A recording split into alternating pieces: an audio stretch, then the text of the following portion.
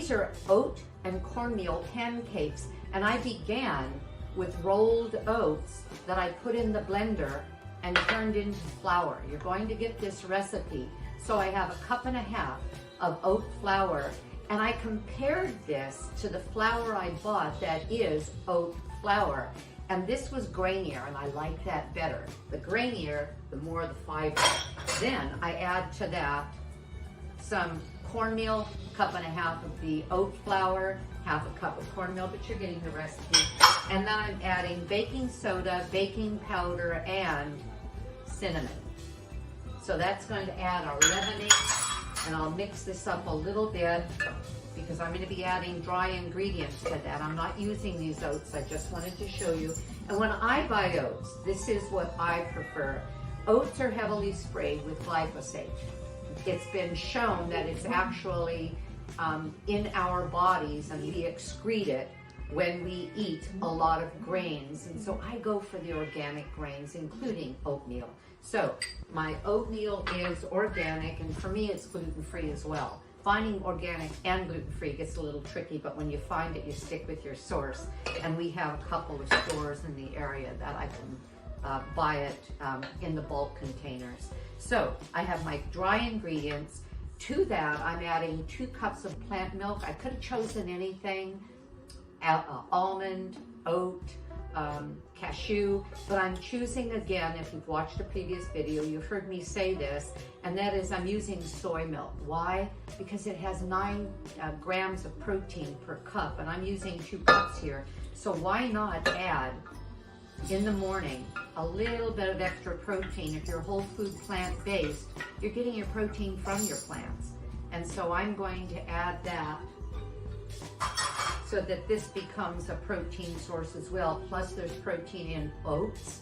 Every 1/2 cup has 5 grams of protein on average. And then I'm adding some lemon juice, freshly squeezed, 3 tablespoons of lemon juice. And then I wanted to show you something, because the recipe also calls for a tablespoon of lemon zest. And some of you may not be familiar with this process. What's lemon zest? I could do it with a peeler and then chop finely the lemon peel.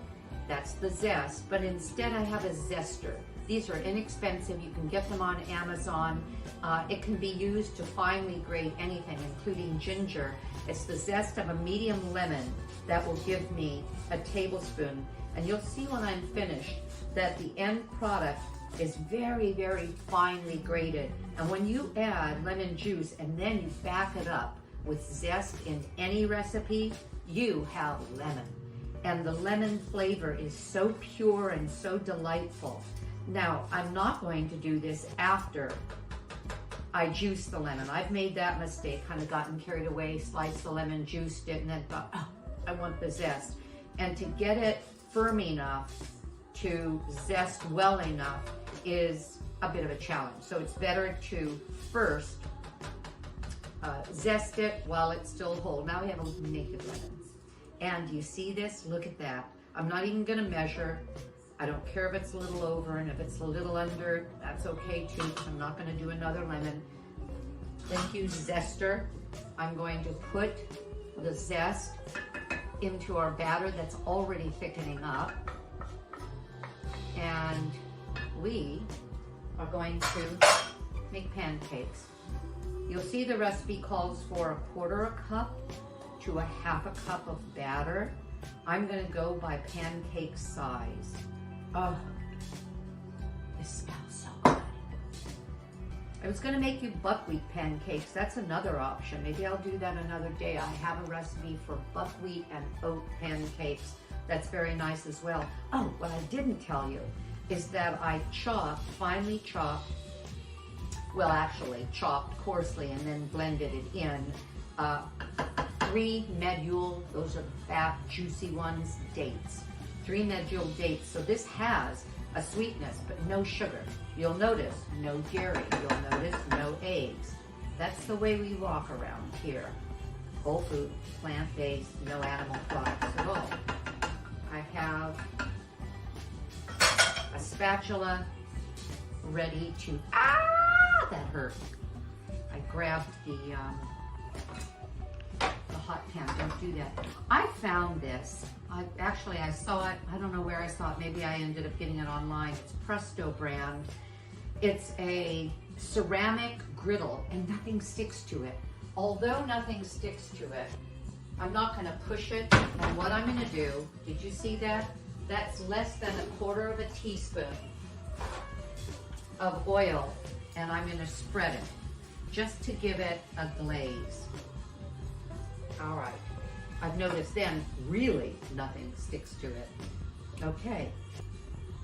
I've seen a few clumps in here, but we're fine. All right. I'm going to pour. Oh, that's about the size we like. There. You're going to notice that I'm getting bubbles right away. That means the griddle is nice and hot. Usually you test it by putting a drop of water on it, and if it sizzles, you've got a hot griddle. But I burnt myself, so I know it's hot enough. Now these are almost ready to turn. Do you see that? So I was going to pause the camera, but I may not. I may just turn them and just take you through this whole process. Can you hear my cat? She's serenading us to the music. All right, so I'm going to check underneath. If you check too early, if you mess too early, you end up breaking up your pancakes. Now I'm going to let this sit for a minute. So what are you doing today on Christmas morning or whenever you watch this? We've already had a bit of smoothie or a little bit of oatmeal at 6 in the morning before a long walk. But man, pancakes with Jackie, our photographer, who has come to share Christmas with us. Speaking of that, a lot of you are with families, some of you are not. We're sort of sequestering. See, I got it a little darker than I meant to, but it's fine. I don't know about you, but man, I'm doing okay right now, but I can't tell you the number of times I'll flip one pancake onto another. That's really annoying. There, oh man, aren't those pretty? So I have heating in my, I love my Breville oven, a plate that I'm gonna pile these on, and did you see how easily they lifted off of this griddle? Love this thing. I've made lentil crepes that you simply, I'll have to show you. Using lentils, red lentils, grind them in your blender until they're a flour, and then nothing but water and maybe a little bit of salt. Some people don't even put the salt. And that's a high protein crepe that is fabulous.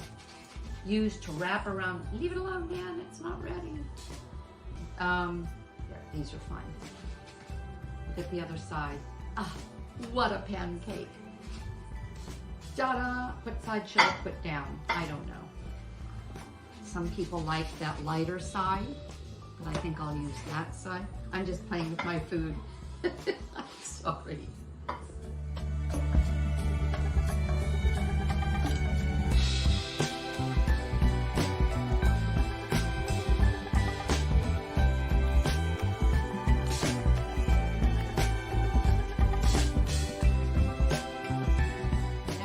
You're going to see that they're baking themselves. You see the bubbles? That's what you look for, everybody. You look for the bubbles. That means they've risen. Why have they risen? Because remember, I used baking soda and baking powder. Okay. Sorry for the noise. Boom. Haha.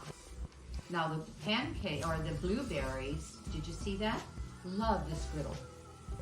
Boom. Now we don't have bacon anywhere near this house, but I'll show you what the griddle is good for. I hope you don't do this, but if you do bacon, it has a grease hook here and the grease drains down. So it's for anyone and any kind of diet.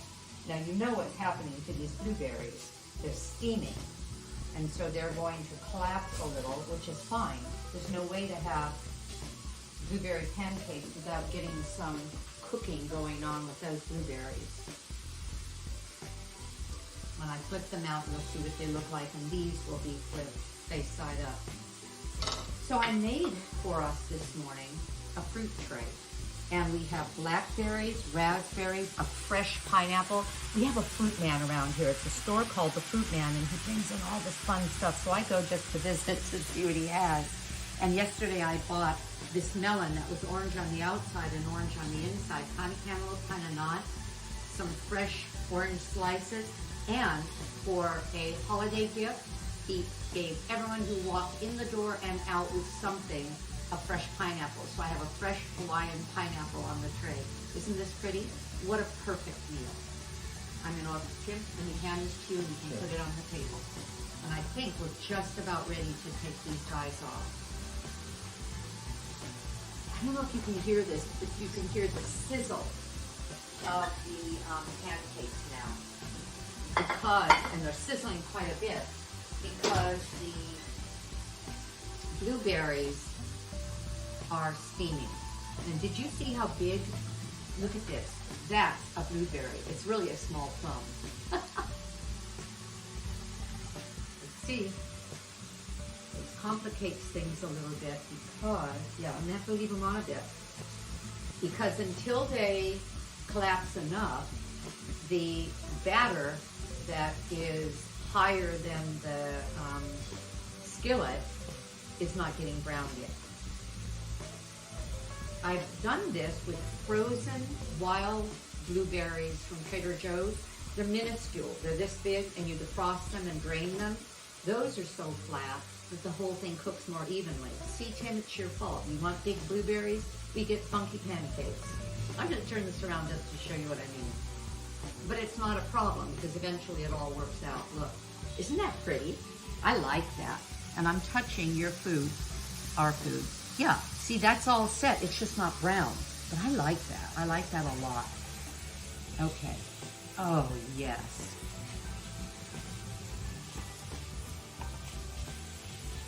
See, totally set, just not brown. We've got enough brown. We're fine. Oh, there went my snowman. Don't do snowman. It's not worth the time. Okay. And there. Ta-da!